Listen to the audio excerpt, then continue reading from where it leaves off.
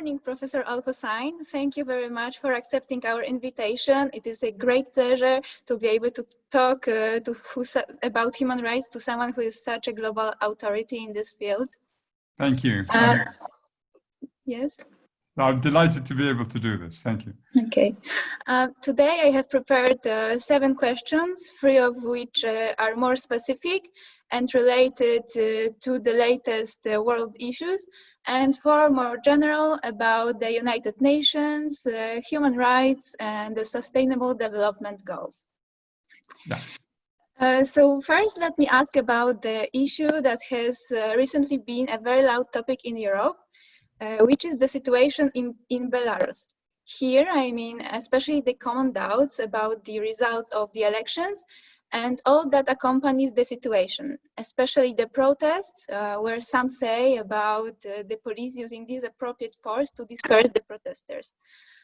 Do you think that this is one of the situations where the United Nations should intervene? And if so, what actions can be taken?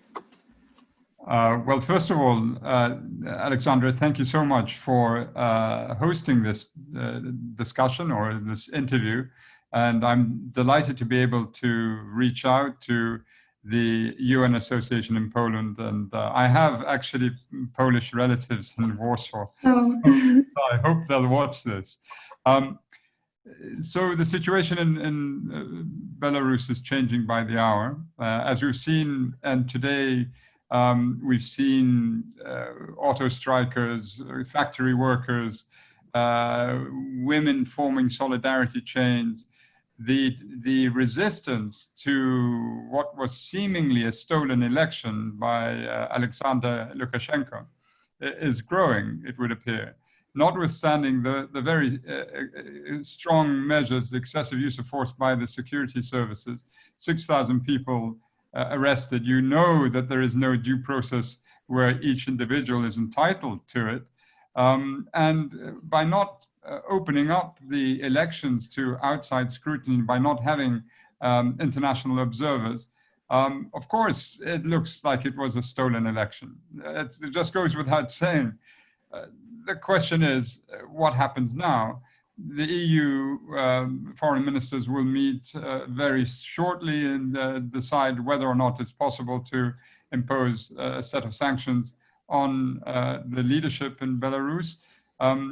We will have to also see what the UN is willing to do in following through from what Michelle Bachelet, the UN High Commissioner for Human Rights, has said, which is you have, of course, excessive use of force by the police and mass detentions.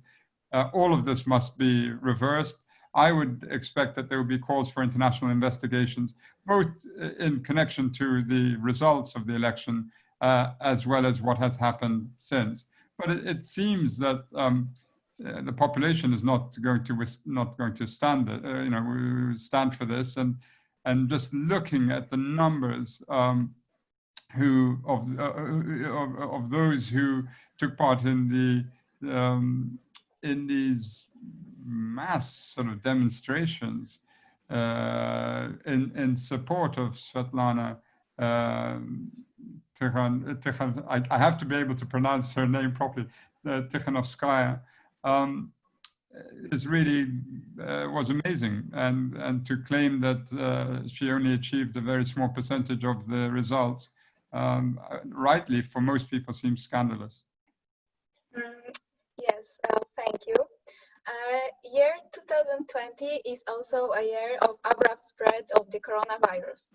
Although the problem is accurate for most of the countries in the world, each country decides to introduce different solutions to cope with this situation. Some, like for example China, have decided to close the whole country's economy for some time. Other countries, like for example Sweden, have left civilians with less restrictions. This variety of possible countries' reactions leads to a very important question. Professor, where is the border of these regulations, and how much can the countries restrict our rights during the global pandemic? And are the lockdowns consistent with the human rights ideals? Well, first of all, I think the point that must be made is that humanity has failed very significantly in this. The coronavirus is not some new biological phenomena. Viruses and coronaviruses have been determined in their biology for decades now, if not even older. I mean, the plague is not a new human experience. And what this has demonstrated is our complete failure at maintaining or limiting what was a very serious health crisis to Wuhan. And the fact that it became a global crisis is shame on all of us.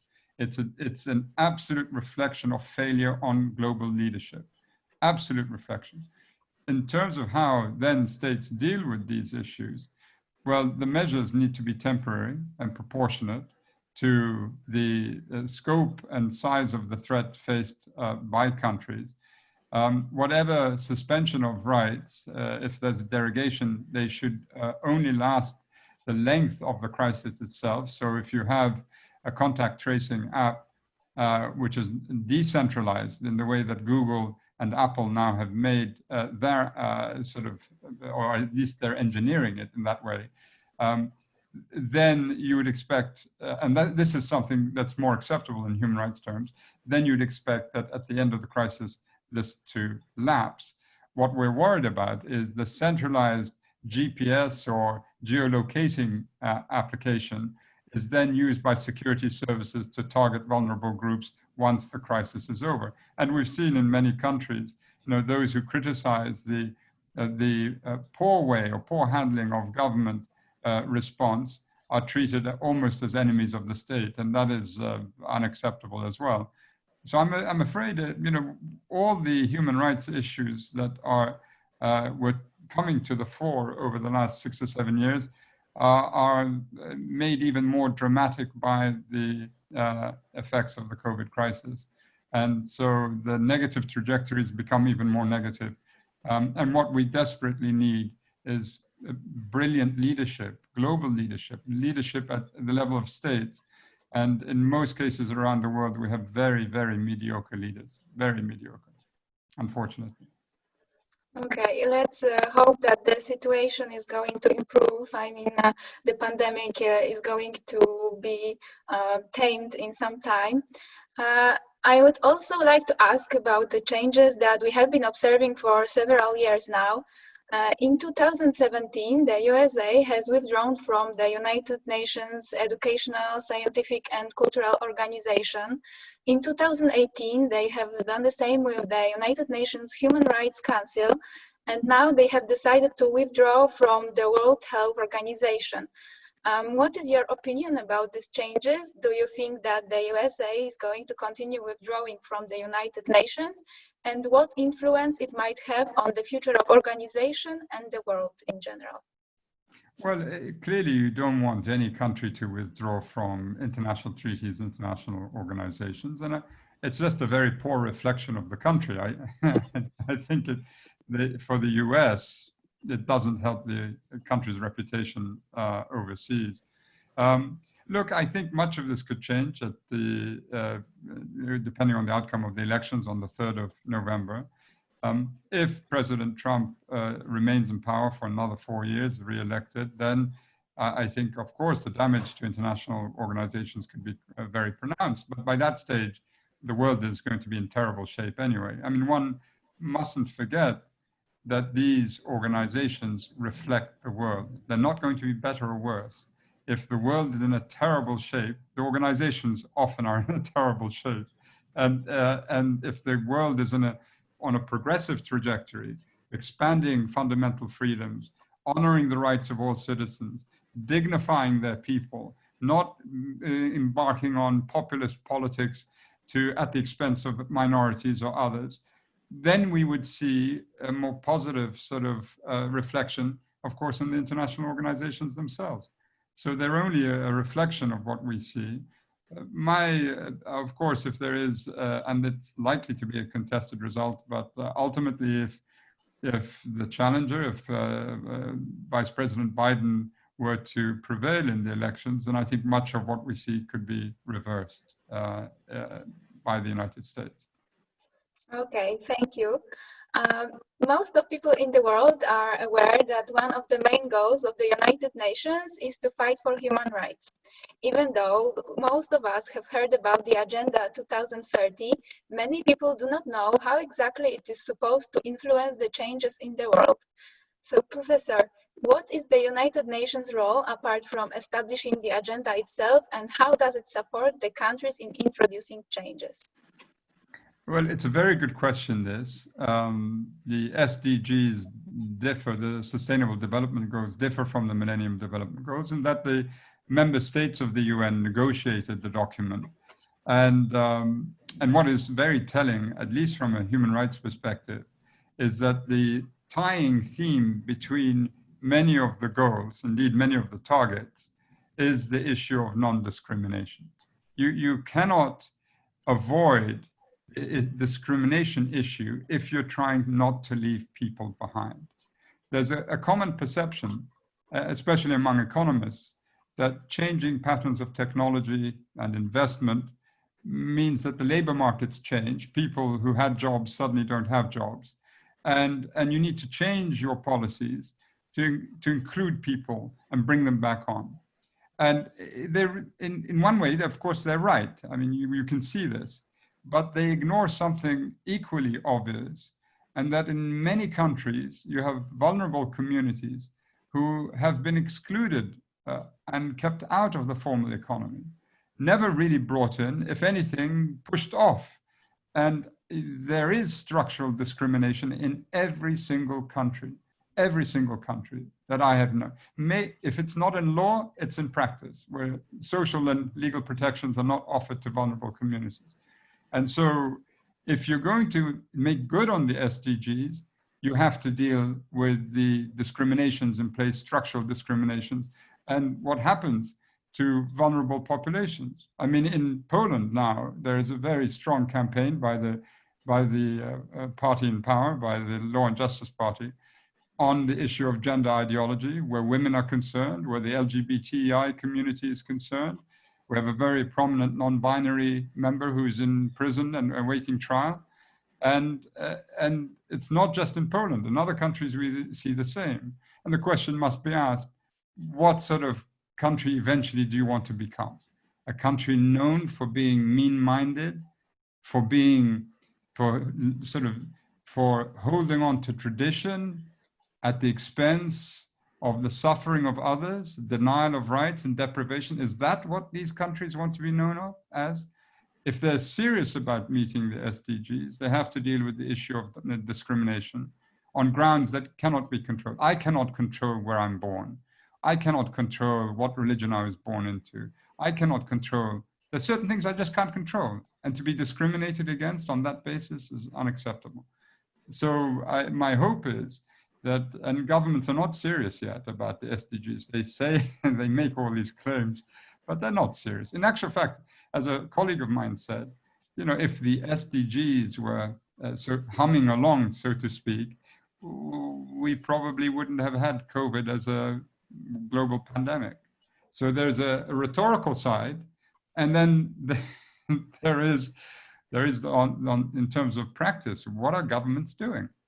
And I think the deficit is quite large between what it is they're saying and what it is where it is they need to be. That's very sad and very true.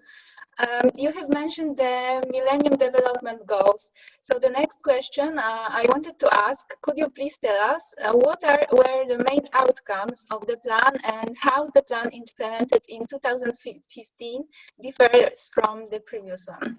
Well, the Millennium Development Goals were basically brought into play by Kofi Annan.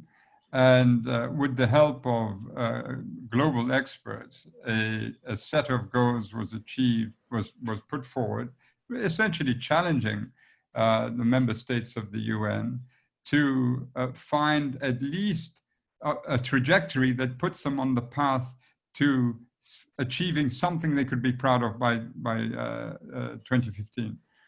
And in the later stages of the push toward the Millennium Development Goals, there were many countries that were basically not on target. And through a combination of efforts with the World Bank, there was an accelerated program, and a number of countries were able to get close to it, if not achieve it, but many others didn't. The fundamental difference with the Sustainable Development Goals is that if we're going to somehow maintain this planet for your generation, for the generation after you, we had to find a different way of living on it. We had to make our economies more sustainable and not just an economy of plunder. We couldn't turn the globe into one big mining pit and destroy ecosystems, destroy people who are vulnerable, destroy ourselves ultimately. And so this project and plan was conceived of. But what it needs, and this is what's missing, is that it needs some measure of confrontation with governments. And many inside the UN, many of my former colleagues are not comfortable with confronting governments. On the human rights side, my successor and myself, and then all our predecessors, their job was to hold governments to the mark. And so on the human rights side, that happens. But not many inside the UN are comfortable with doing that. Okay, thank you. The next question has actually partly been responded to, but maybe there is something more to say. There are still many issues in the world concerning human rights. Some of them are more common in one country, some in the other. Some of them seem to be more, let me call it, basic, such as lack of the access to clean water and sanitation. Others seem a bit less urgent, such as those relating to industrialization. Are any of the goals more prioritized by the United Nations more than the others? And how is it decided? Well, no, I mean, we like to think that all rights are equally important. They interconnect. Your life and the dignity you feel is connected to fundamental freedoms, the right to freedom of expression, the right to hold an opinion that's inviolable, the right to free association, the right to freedom of assembly, the right to adequate housing, the right to health, the right to schooling, to clean sources of water. You remove any of these and you either lead an imprisoned life, a life in desperate fear that the state can basically remove all of them at will whenever in an arbitrary way, unless the rule of law is protected and guaranteed for you. And similarly, if you cannot feed yourself, if you cannot avail yourself of the access to employment opportunities, dignified work, all of it's important.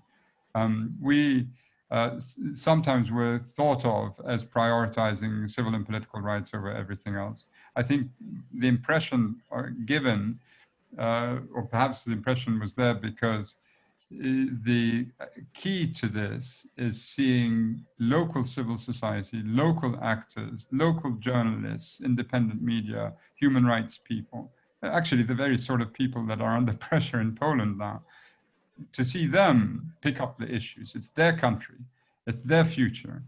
And it's very difficult to do so if they're all in prison being accused in other countries. They're accused of terrorism and being separatists and all of this.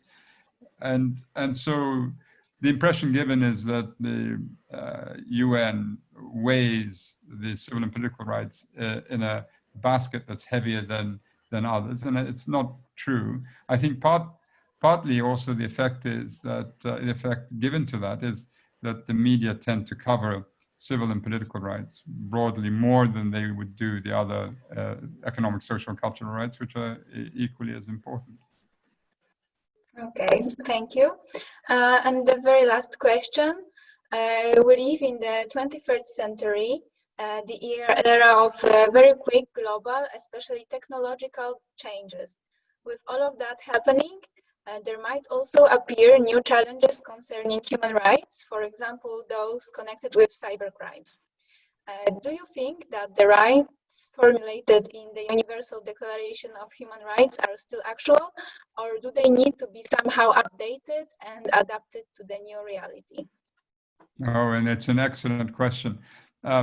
the Universal Declaration, which we only recently celebrated the 70th anniversary of, is a declaration. It has no it's not legally enforceable. The two treaties that basically support it are the International Covenants on Civil and Political Rights on one side and Economic, Social, and Cultural Rights on the other. And at least my belief is, and I think some experts agree, that basically what we have in the analog world is you can move it across to the online world. But there are aspects to the technology which would require deeper study, deeper understanding.